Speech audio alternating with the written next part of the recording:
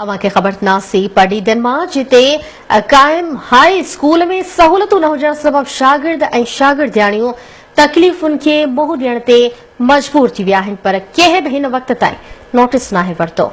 इन हवाले सां तफ़सील ॾिसूं था साजिद जोयल जी रिपोर्ट। पढ़ीदन वेझो हाई स्कूल चीहो समूरियुनि बुनियादी सहूलियतुनि खां महरूम बणियल आहे जॾहिं त शिकायतुनि तोड़े एहतजाजनि बावजूद तालीम खाते जे अमलदारनि कंहिं बि क़िस्म जो नोटिस नाहे वरितो। स्कूल में 253 ॿारनि खे तालीम ॾियण लाइ रुगो 8 उस्ताद मुक़रर थियल आहिनि जॾहिं स्कूल में वॉशरूम जी सहूलियत आहे न ई वरी साफ़ पाणी जी, जंहिं करे ॿारनि खे सख़्त तकलीफ़ुनि खे मुंहुं ॾियणो पवे थो। स्कूल जे उस्तादनि ऐं शागिर्दनि आवाज़ न्यूज़ सां ॻाल्हाईंदे चयो त पीअण जे पाणी न ड्राइंग हॉल ऐं न ई वरी वॉशरूम आहे जॾहिं त इमारत बि ज़बून हाली जो शिकार थी वई। असांखे उस्तादनि जी तमामु खोटी आहे।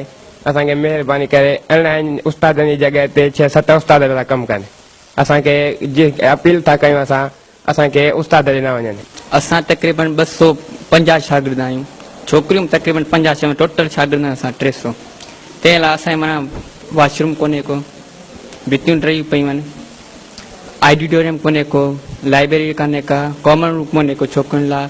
उस्तादनि जी खोट आहे, सिर्फ़ 6-7 उस्ताद कम वेठा कनि, 18 उस्ताद हुअणु घुरिजनि ताकी असांखे पढ़ाई सुठी तरीक़े सां मिलणु घुरिजे ऐं असां पढ़ी अॻिते वधूं, पंहिंजी क़ौम जे लाइ कुझु सुठो सोचूं। असां वज़ीर आला मुराद अली शाह सां रिक्वेस्ट था कयूं त असांखे उस्ताद ॾियणु घुरिजनि। स्कूल में उस्तादनि जी तमामु घणी खोट आहे जिते 18 उस्तादनि जी जाइ ते 5-6 ॼणा कमु था कनि पर तमामु घणी महिनत सां उस्ताद असांखे पढ़ाइनि।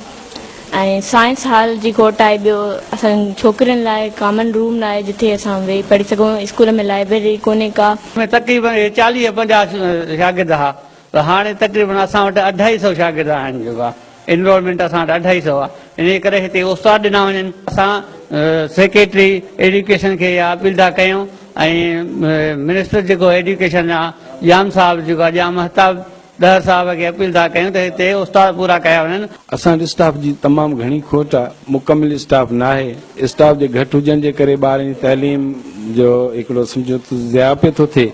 बहरहाल जेके स्टाफ आहिनि उन्हनि खां कमु वरितो पियो थो वञे।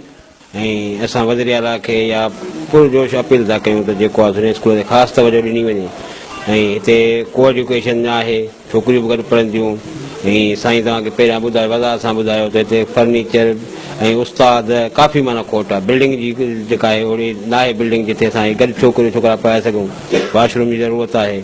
शागिर्दनि सिंध जे वॾे वज़ीर ऐं तालीम खाते जे सूबाई वज़ीर खां मुतालबो कयो त स्कूल खे समूरियुनि बुनियादी सहूलियतूं फ़राहम कयूं वञनि त जीअं हू तकलीफ़